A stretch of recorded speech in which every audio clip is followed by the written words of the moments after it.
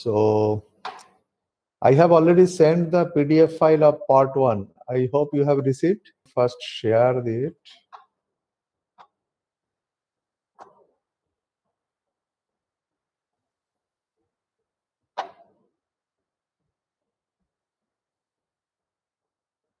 Yes, sir. You can see the PDF file. Yes, sir. Okay, good. So now today we will consider a couple of different types of charge configuration, which I was trying to tell you earlier that the basic charge configuration is always the point charge.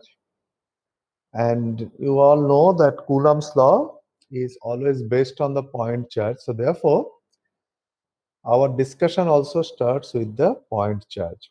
And we'll show that how, with the help of that just basic Coulomb's law expression, we can develop even the equations for much more complicated or difficult charge configuration.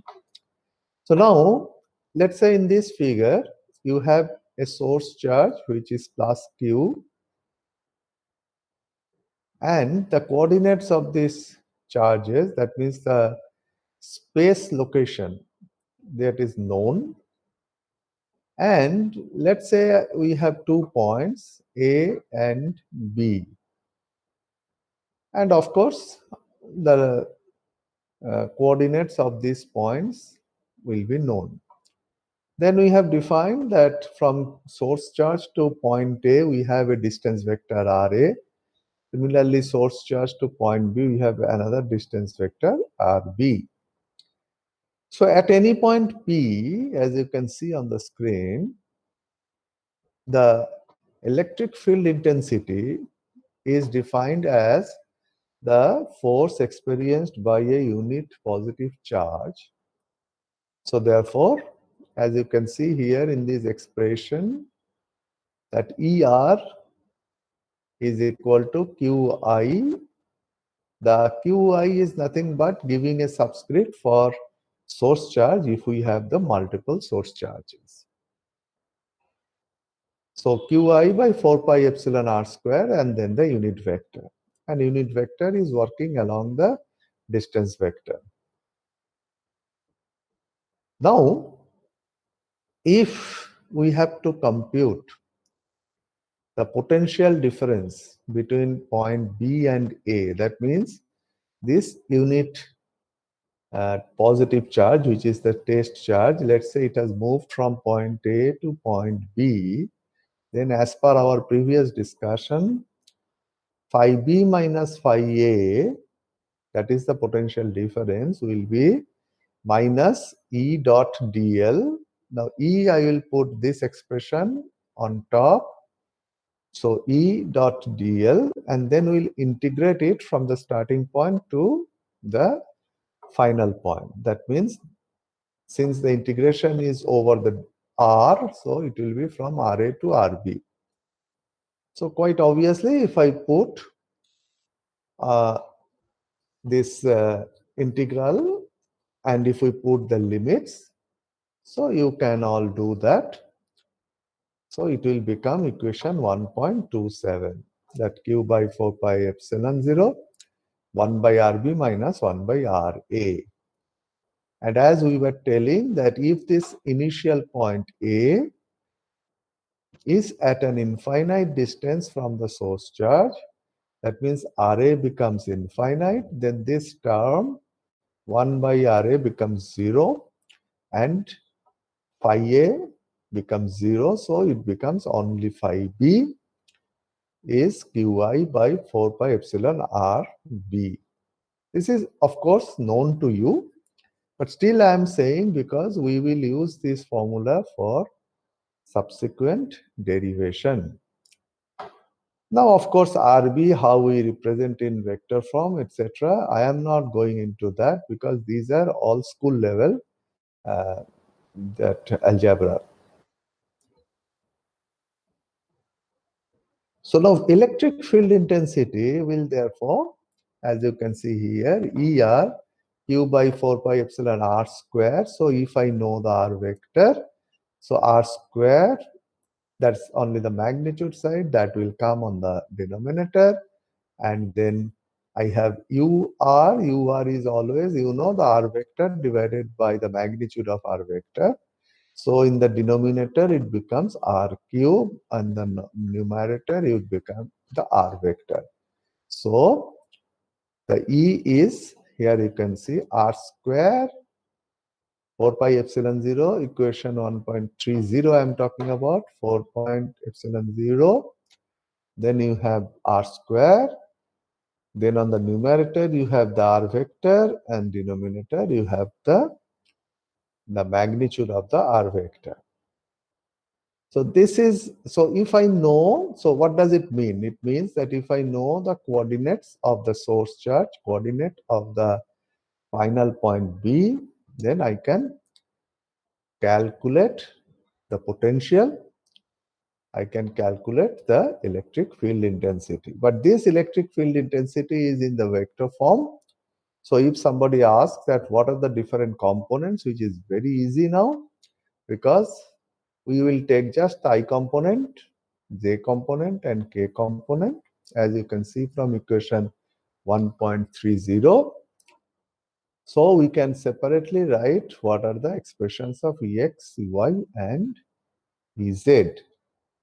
So now if we have multiple charges present, it is very simple. In that case, we will have to take the contribution of all the individual charges. So here a point is, a problem is given. Here you can just read it. I am reading it slowly. A point charge Q1, magnitude is plus 1 Q microcoulomb, is located at 311 meter. And another point charge Q2 minus 0.5 microcoulomb is located at 0.5 to 1.5 meters. Find the magnitude and polarity of the point charge located at 122 meter, for which the Z component of electric field intensity will be 0 at the origin. Medium is air. So now the problem is something like this, that now I have three charges. First one, Q1 with 1 microcoulomb, location is known. That means X1, Y1, Z1 is known. Second one, Q2 minus 0.5 microcoulomb. So location is known. That means X2, Y2, Z2 is known. And there is a third charge, location X3, Y3, Z3 is known, but magnitude and polarity is not known. Given the condition that at the origin, Z component of electric field intensity should be 0. So what we have to do is very simple. That means as per this formula, we will have to calculate the Ez, that is the Z component of field intensity at the origin due to all the three charges. And how do I do it? The simple thing is find out what is the distance vector for charge 1. That means source charge is here, and as per this formula, the point B will be the origin. So you can put that, then you get the distance vector. So we'll take only the Z component, and we can see what will be that. And here, this particular part, which will appear in all the expressions, has been taken as a constant A, just for simplicity. For the point charge 2, again we find out the distance vector, and then we write again the expression, and we can take what is the Z component. So what is the Z component? In this case, it is, of course, A is common, so minus 0.0274 K volt per meter. For point charge 2, it is 0.045 K volt per meter. So summation of these two because this is only the z component, so it is only magnitude summation. We get it. But then now point charge 3, we don't know what is the charge magnitude as well as the polarity. But as you can see that because of 1 and 2, the net z component is positive, so the third one must have an opposite component. So we can get the polarity from that. And then from we can write the distance vector. Then I can find out what will be this z component. Of course, Q3 will be involved in it. Then we can say that summation of this plus the previous this one. As you can see, look at my mouse here. So this will be 0. And from that, we find out Q3 is 0.238 microcoulomb. So this is point number 1, problem number 1. Then I have another problem. Again, reading very slowly. A right isosceles triangle of side 1 meter. So here you can see 1 meter along x-axis, 1 meter along y-axis. Has charges plus 1 nanocoulomb, plus 2 nanocoulomb, and minus 1 nanocoulomb as shown. You can clearly see. Find the magnitude and direction of electric field intensity at the point P, which is midway between the line connecting plus 1 nanocoulomb and minus 1 nanocoulomb charges. Medium is AX. So that means here is the right isosceles triangle and this is the midpoint. We have to find out the magnitude and direction of electric field intensity at the point P. So again, it is the same way we solve it. That means first we take the 1 nanocoulomb charge. Of course, it will act along this line.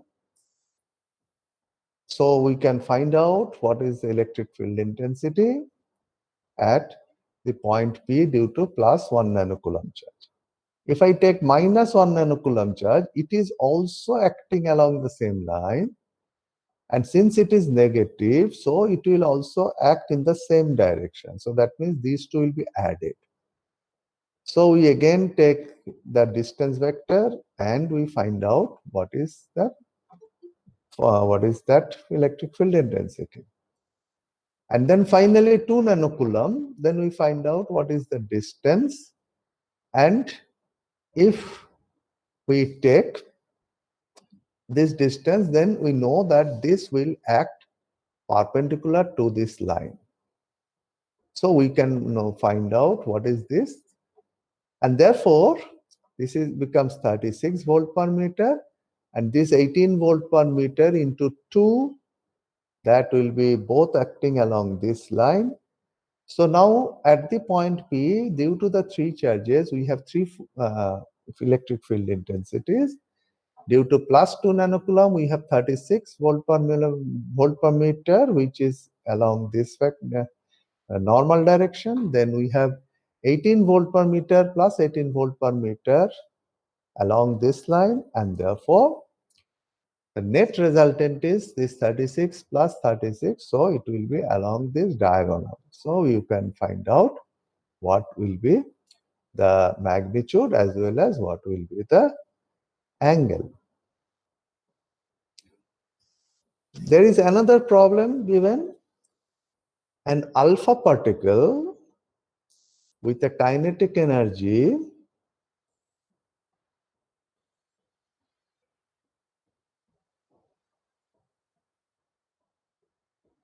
just a minute.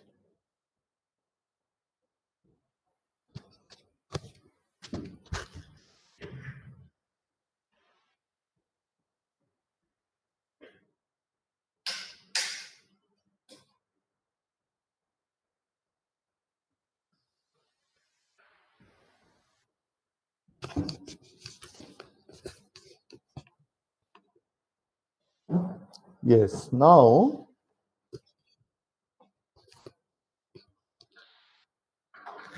you can see That problem 1.6 as it is shown on the screen, an alpha particle with a kinetic energy of 1.5 million electron volt. It projected towards the stationary nucleus of platinum, which has 78 protons. Determine the distance of closest approach of the alpha particle, neglect the motion of the nucleus. So how we are going to solve it? So we are saying that the alpha particle is positively charged, hence naturally it will experience repulsive force from the nucleus. And as it comes towards the nucleus, it decelerates. At the closest approach point, it stops before being repulsed back. So at this point of closest approach, all its kinetic energy is converted to potential energy. And this alpha particle was projected with a kinetic energy of 1.5 million volts. So initial kinetic energy of the alpha particle is 1.5 million electron volt.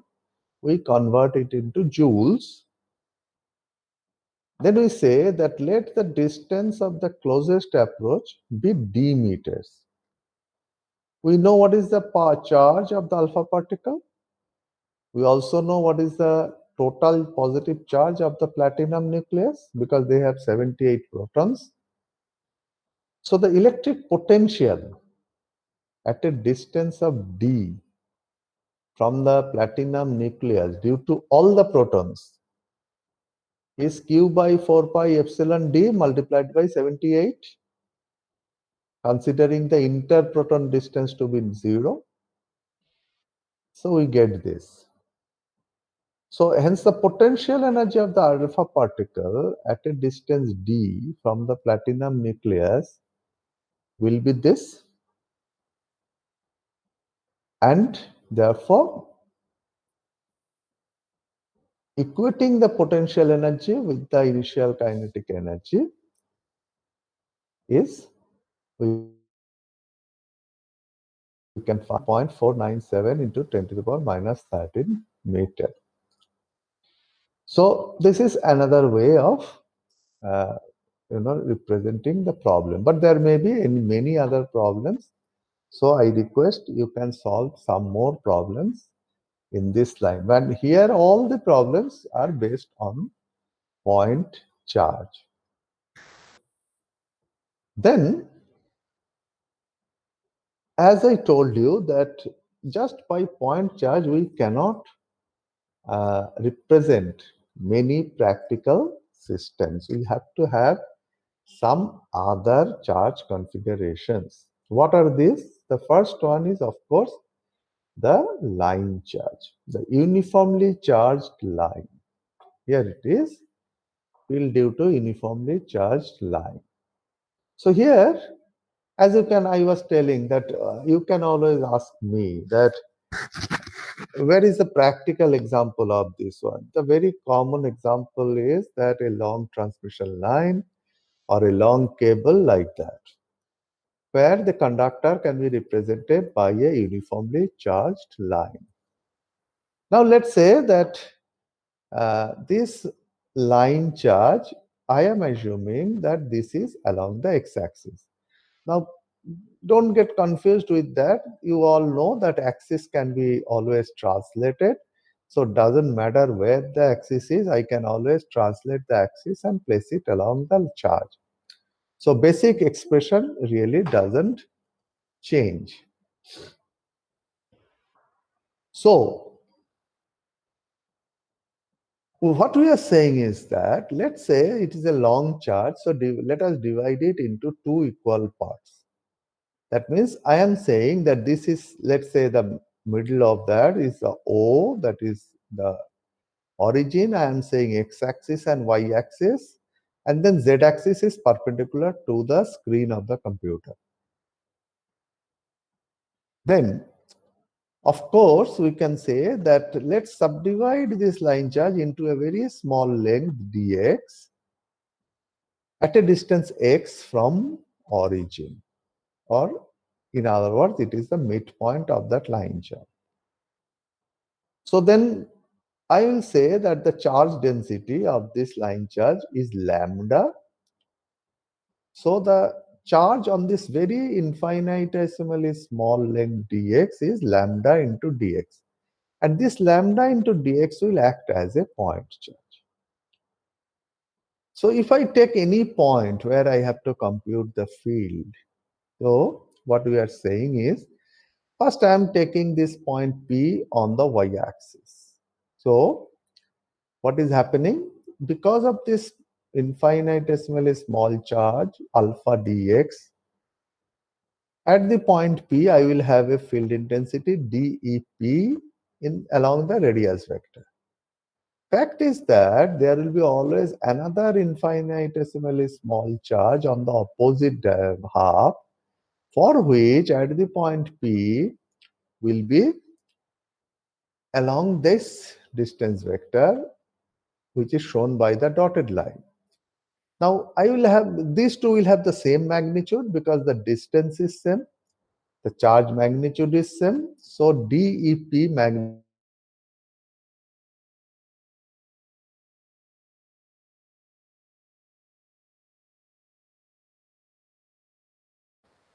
So what is happening here is that if you take the component of these two, we'll see that the x component vanishes and you will have only the y component. So at the point P, which is lying on the y-axis, we can safely say that the field will be only along the y-axis.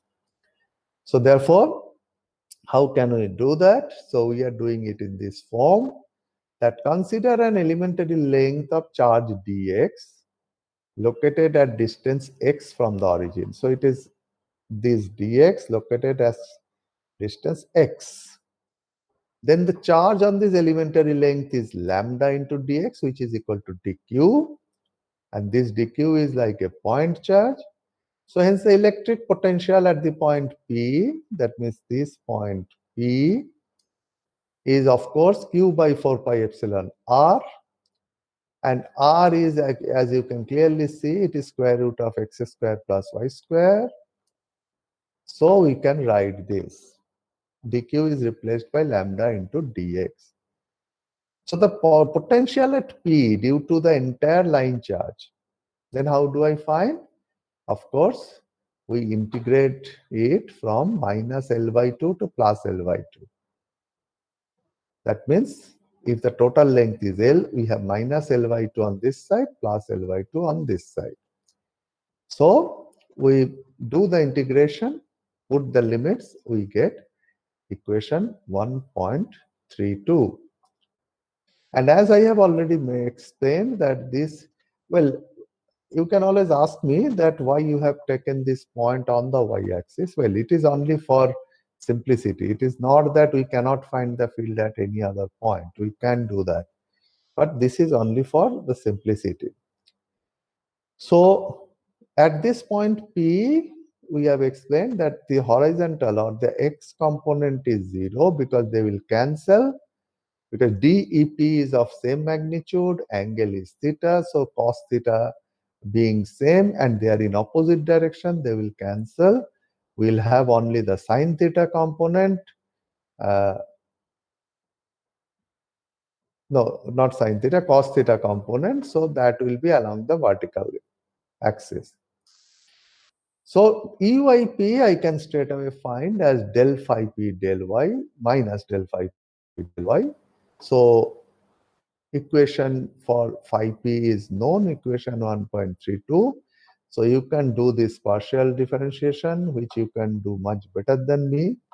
So you will get the expression 1.33. So this is an example that how we can develop this expression. Now, as you said, or as I was saying, that we can do this for any point P, but then we will have a much more rigorous derivation. Then I was telling you in my last class that a very major charge configuration for electric field theory is the ring charge. So this is something like this here. Here you can see here, this is the ring charge we are considering, and we are considering again through translation of axis that the center of the ring is also the origin. So then you have the x-axis, you have the y-axis, you have the z-axis. What we are trying to again find out that, let's say we have a point P on the z-axis. Let's find out what will be the field intensity at the point P. By the way, this is all I am trying to show you, that look at the derivation of line charge, that the basic one is the Coulomb's law, right? This and see d phi p dq by 4 pi epsilon, it is coming directly from Coulomb's law. So this entire derivation of that line charge is based on a point charge, that is lambda into dx. Here also my derivation is based on the same thing, that is I take a small angle d theta and then I say that the charge density is lambda along the ring charge. So then what is the charge on it? Charge, the elementary length is a d theta, where a is the radius of the ring. So the charge on this small elementary length dl, which is equal to a d theta, the charge is lambda into a d theta, and then this is equal to dq, and therefore this is again a point charge. So again you see we are bringing everything to the point charge configuration, and then we are solving the problem. That's the beauty of the whole thing, that finally, although the expression looks very big, but ultimately it has been derived from the point charge configuration. So dq, if I take here, then the potential here becomes charge, that is dq by 4 pi epsilon r, where r is this distance. What is this distance? Distance of this elementary charge length and the point P, which is again nothing but square root of a square plus z square, where a is the radius and z is the vertical length. So what is the potential due to the entire charge? Entire ring, because here the integration will be over theta, so we integrate from 0 to 2 pi.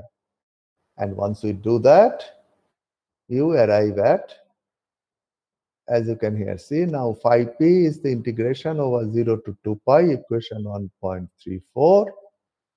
And then after this and putting the limit, you arrive at equation 1.35, which is the potential at the point 1.35. Now, as you can clearly see that this expression of phi p involves only z. It does not have the r coordinate. So it will naturally have only the z component. Similarly, here also you can see here that phi p, it only had the y component.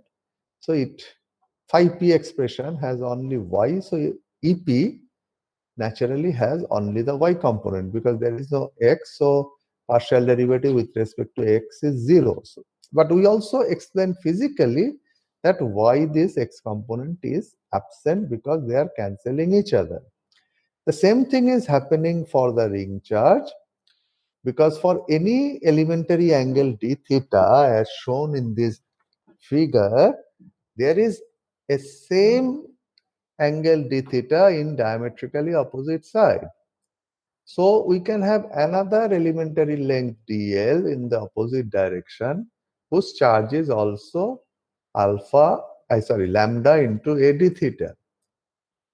And the distance from this opposite elementary charge to the point P is also r, and therefore the magnitude of the field intensity dep remains same, but their directions are not same. But One thing is sure, that with respect to the z-axis, their angles are same. So once again, if you take the components, you will find that the x and the y component will cancel because of this angle being same. Only the z component remains. That is quite clear also from the expression of phi p, that it has only z in it, in equation 1.35. So if I want the z component of the electric field intensity, I will take EZP, which is minus del phi del z, and you can get equation 1.36. A similar extension of this derivation we can do, that if I consider that I have a uniformly charged disk, which is again possible, or in real life it happens. We get this sort of electrodes. So then it is represented in this way, that now instead of the ring, we have a complete disk. Then the issue is, how do I solve this problem? Well, what we are going to do is that the radius of the disk is A. The vertical, we also take the same approach, that we are taking only the point P on the z-axis, but it's not limited to that. We can do for other points also, but again we are showing it just for this point. What we are saying is that at any radius r, which is less than the disk radius a, let us take a very small annular strip of radial width dr, as shown by the darkened circle, or this is the annular ring. And we take a small angle d theta. So therefore, we have a very infinitesimally small area here. And this small area is how much? It will be r d theta multiplied by dr. R d theta is along the periphery and dr is width. So if it is very small, I can take it as a rectangle, and in that case it is r d theta multiplied by dr. And now it is a disk, so charge density will be in terms of coulomb per meter square. It is sigma. So what is the charge on this infinitesimally small area? It is sigma into r d theta into r. And then we say this is a point charge. So again, we come back to that point charge configuration, and therefore you see here the basic expression is always q by 4 pi epsilon r, due to this infinitesimally small area charge at the point P, where r is square root of r square plus z square. Now what we have to do, here we have two variables r and z. So naturally we have to integrate over r as well as over theta. Now when we integrate over theta, we integrate along the annular ring. And then when we integrate over the r, this annular ring is shifted along the radial direction, so that we get the entire disk. So therefore, we do our integration, that this is the potential due to, first we take for this annular strip and we integrate over 0 to 2 pi, then we get an expression. And then of course, when we move the radial distance, then we can that is axis of the here, equation 1.38, it is integrated from 0 to a, and we get the final expression. And in this final expression, again, we see it contains only Z. The R is not there, so there will be only Z component of partial derivative, or in other words, Z component of field intensity. So we get Ez minus del phi by del Z. And the logic is very simple, because for any small area, there will be an opposite small area, and in the same logic as in the ring charge, their electric field intensity at the P are equal in magnitude, and their angles are such, just like the ring charge here, that the two x and y components will cancel, only the z component remains. So that means for this annular strip, at the point P, we will have only the Z. So since the disk is made of multiple annular strips, so we will only have the Z component, we will not have any other component. Now,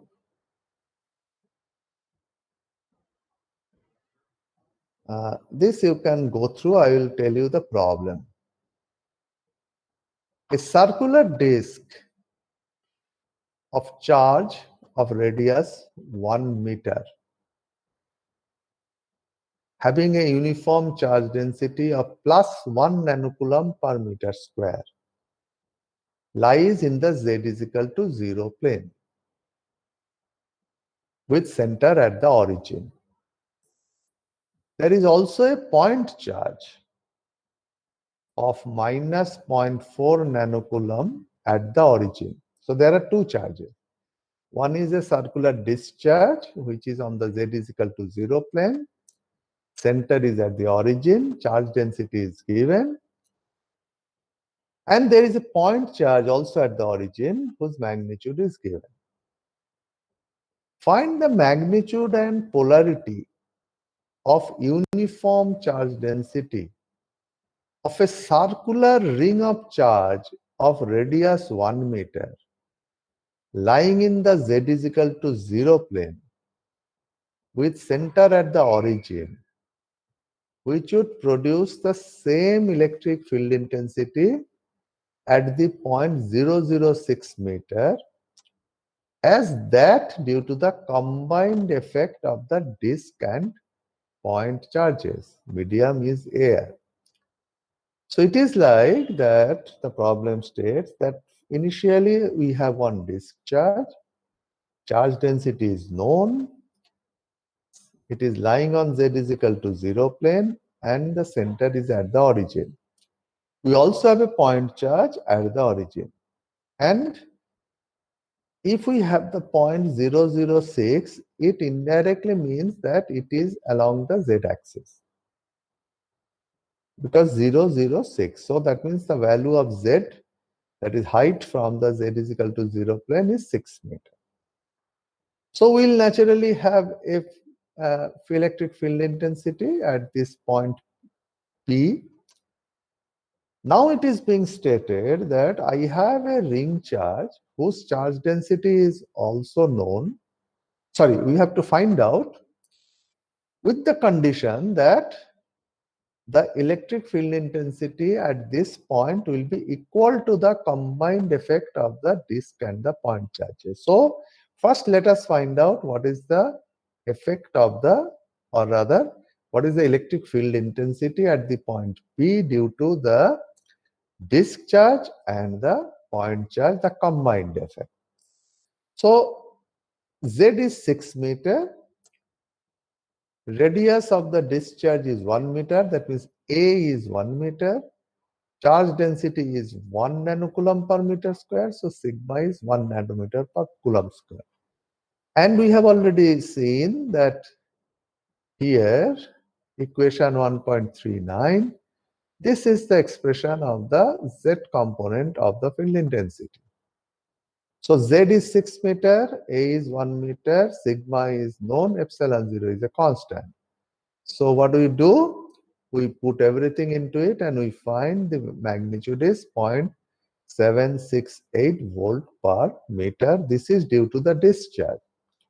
But there is also a point charge located at the origin, which magnitude is minus 0.4 nanocoulomb. But then the distance from that point charge, which is at the origin, and our point is naturally also 6 meter. So what is the field intensity at this point due to the point charge? It is Q by 4 pi epsilon r square. So it becomes minus 0.314 volt per meter. Now we are saying that, let's say I have a ring charge whose charge density is lambda coulomb per meter. And we also earlier have developed the expression of ring charge. Where is it? Here. Equation 1.36. This is the expression. So now in this ring charge, Z is equal to 6 meter and A radius is also known, but lambda is not known. So, yes.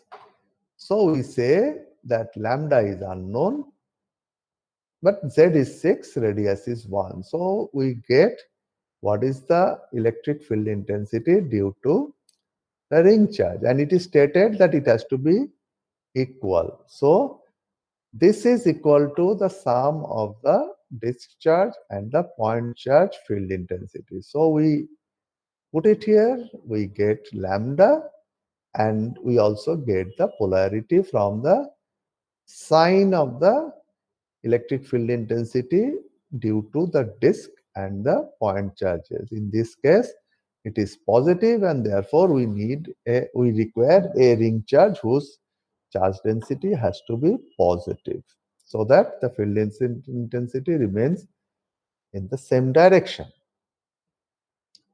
Now, after that, a different problem here is given, that consider a ring charge of radius 10 centimeter and uniform charge density of lambda coulomb per meter,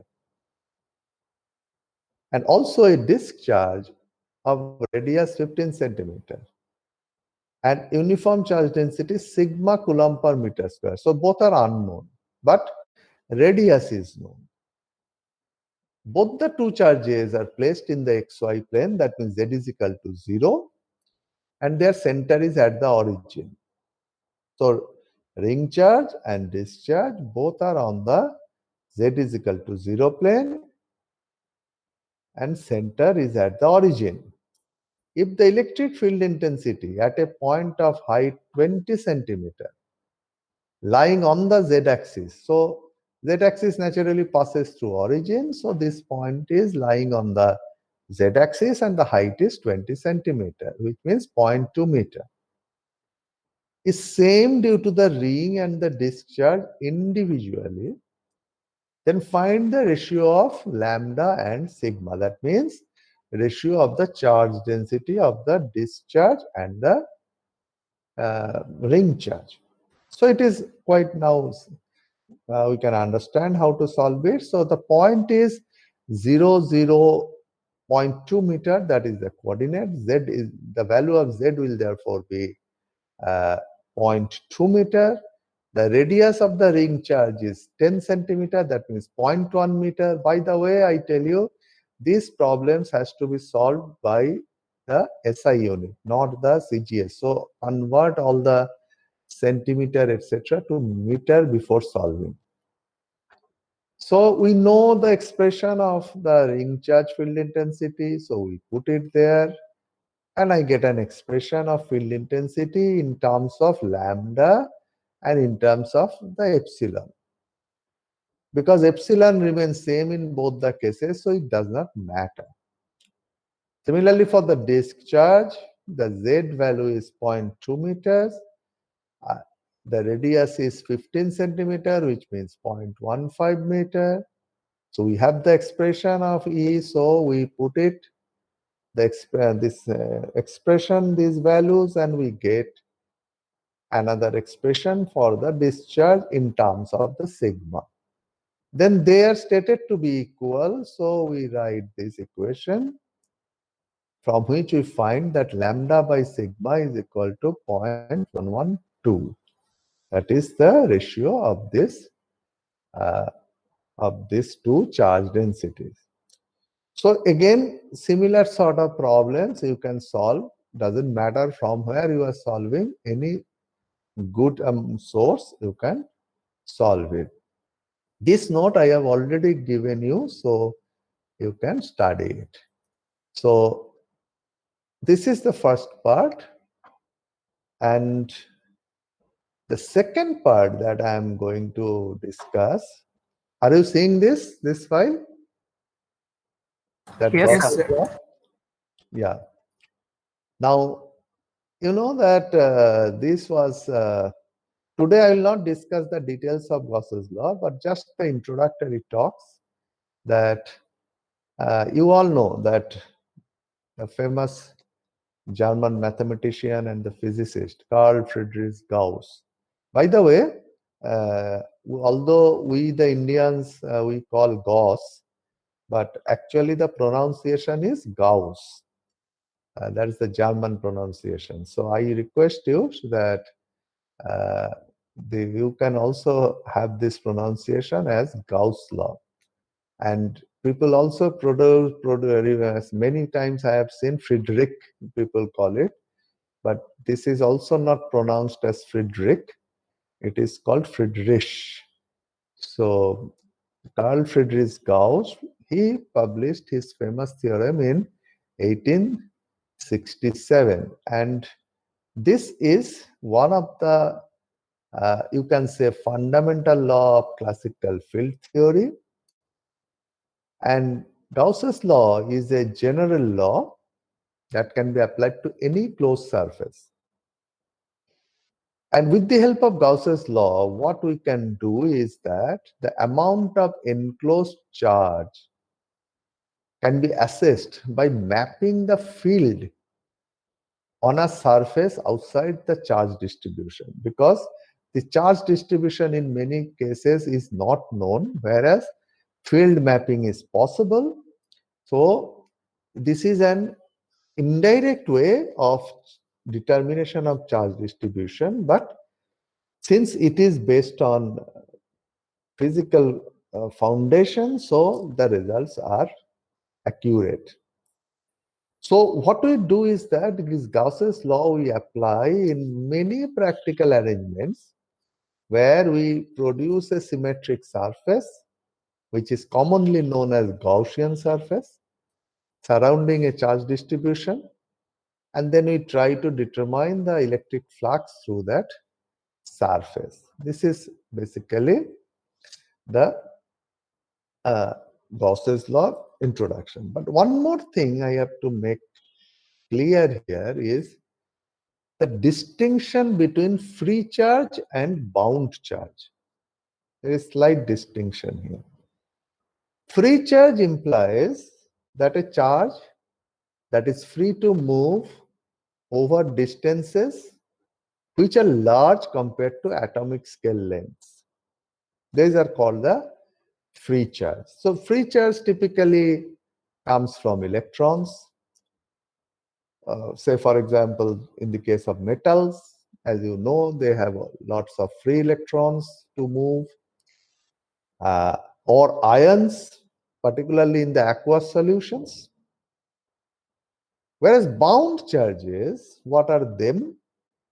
They are the charges of equal magnitude but opposite signs that are held close to each other.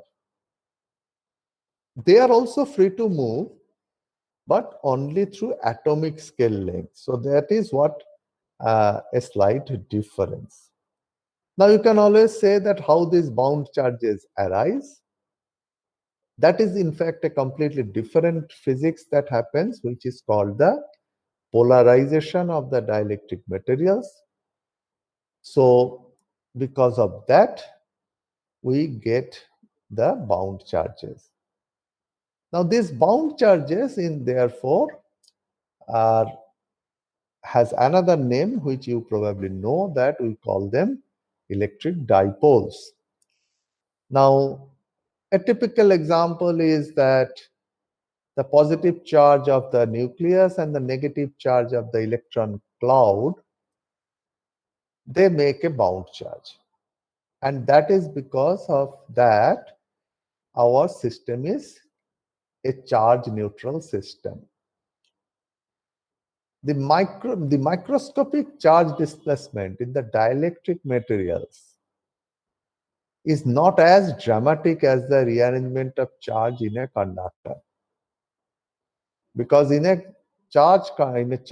conductor, the charge rearrangement could be significant so that we get a significant amount of potential generated. The charge displacement in the dielectrics, which are the basically dipole displacement, so that can be there, but they are actually not as large as in conductor. But it is important to note that the cumulative effects account for the characteristic behavior of the dielectric material. That means although these dielectric dipole movements are limited, but their cumulative effects, they actually determine the dielectric properties. And naturally, we will have to quantify everything. And these bound charges and their effects are actually represented by what you know, electric permittivity. Now, Gauss's law, what we are going to discuss in this chapter, will be in terms of the free charge and electric flux. Before going into Gauss's law, we just give a few useful definitions and integrals. That is electric flux through a surface. So it is something like this, that I have a volume V enclosed by a surface S.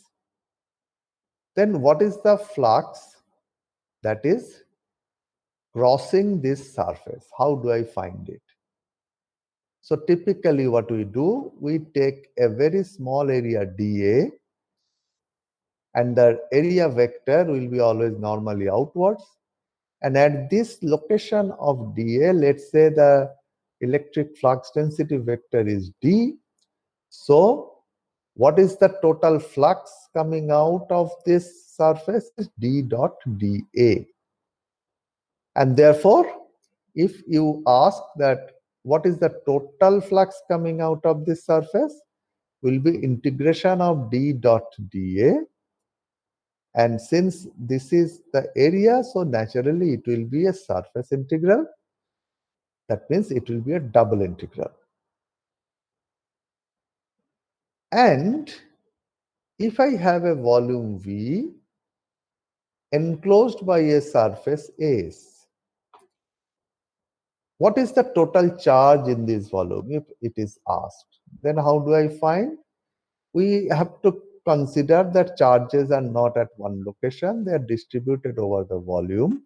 So we consider what is the volume charge density. Let's say it is rho V1 at the location of dV1. So if I say it is just dV and the charge density is rho V, so it will be rho V into dV.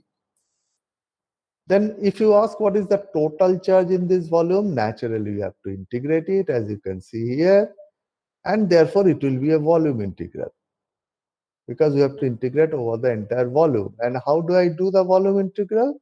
It will be a triple integral, because it will be integrated over 3 coordinates. So that's how we calculate what is the total charge in a volume. Then there is a question of solid angle. How do I calculate the solid angle? So let's look at the diagram. It is something like this. That's, let's say there is a small area A. What we are going to do is that, let's say this is point O, and we are trying to say that what is the solid angle of this area A subtended at the point O. So what we are going to do is, We are considering a unit sphere around the point O, and we are joining all the points on the periphery of the area to the point O. We can always fictitiously do that. Now, if I do that, then what will happen? On the surface of this sphere, there will be another small area which will be created. And that area, let's say it is d omega. So, in other words, the area dA, that means this area, subtends a solid angle d omega at the point O. Now, since the area is infinitesimally small, that means this area, all the points on dA, that means this one, could be considered to be equidistant from O. I mean, we are not considering the entire area A, but a small area dA. Let the distance of dA from the point O is R. So if I consider a small area dA here, let this distance be R. Then the unit vector in the direction of the distance vector R is naturally UR. Since the area dA is infinitesimally small, let us take it as a flat area. And hence the UN, which is the unit vector in the normal direction of dA, that means I am now talking about this, that this is the small area dA, this is our target point O, and this d omega is the small area which is being subtended on the surface of an sphere around point O of radius 1. What we are saying is that since this is a small area, so this distance is UR, and UR is along the distance vector, and this area being very small, if we consider it as a flat area, then this UN is normally outwards. So we get this normal vector. And the angle between normal vector and the UR, let's say this is phi. So then the projection of the area dA on the sphere of radius R. Now, if I take a sphere of radius R, this is a sphere of radius unity on which we are taking this d omega. If I now take a sphere of radius R, and what will be the projection of this area on that? That will be ds, and this ds will be dA cos phi. Now, these areas, what is this? This ds and d omega, they will have the same general shape and are related to the respective radii of the spheres. So we say that d omega by ds, that means this small area d omega, which is on the surface of a sphere of unit radius, this ds, which is on the surface of a sphere of radius r. So d omega by ds, they are related to their radius. As you know that for the complete sphere, it is 4 pi r square. So their surface area is related to r square. If it is complete sphere, it is 4 pi r square. If it is partial, it is not 4 pi, but it will be something else. But since it is a ratio, whatever be that constant will cancel, it will be 1 square by r square. So therefore, what is d omega? ds is, as you see, dA cos phi. So d omega is dA cos phi by r square. And the solid angle by definition is this d omega. That is this small area, which is subtended by this area dA on the surface of an sphere, of radius 1. around the target point. So the solid angle at the point O subtended by area dA is actually the small area d omega. And here I find this is coming out to be dA cos phi by r square.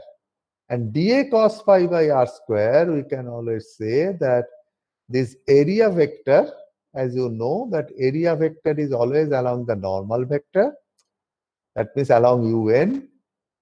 And the distance vector, unit vector, ur is along the r vector. So dA cos phi, I can always say it is ur dot dA. So solid angle is defined as ur vector dot dA vector by r square. If an area completely encloses the point O, then omega, due to that area on the unit sphere, will be 4 pi. Why? Because if it completely encloses that point O, then we are going to get the surface area of a sphere of radius 1. What is that surface area? 4 pi 1 square. So it is 4 pi. So then this area, that d omega, becomes omega, and this area becomes 4 pi into 1 square. That is the surface area of a sphere of radius 1. When this area A completely encloses the point O. So therefore, what is the value of the solid angle when it completely encloses? It is 4 pi. And you all know that this angle in two-dimensional system is having a unit of radians. In this case, it is having a unit of steradians. Now you can ask me that why I am discussing all that, because these basic definitions we are going to use in developing the Gauss's law. And by the way, let me tell you that in our field theory, whenever we develop an expression for any sort of law, we are always going to target two forms. One is called the integral form, which gives the cumulative effect, but we also develop something called differential form. That means when we subdivide it into a small part, what is the effect? That means we take the very individually small effect, also the cumulative effect. So Gauss's law also will develop in its integral form as well as in its differential form. So with this, I am closing today's class. This class note you will get after I complete the Gauss's law. Then I will circulate this note. Again, as stated, no point in taking notes. You will get everything. So with this, I would like to close this, but if you have any questions, you can ask me.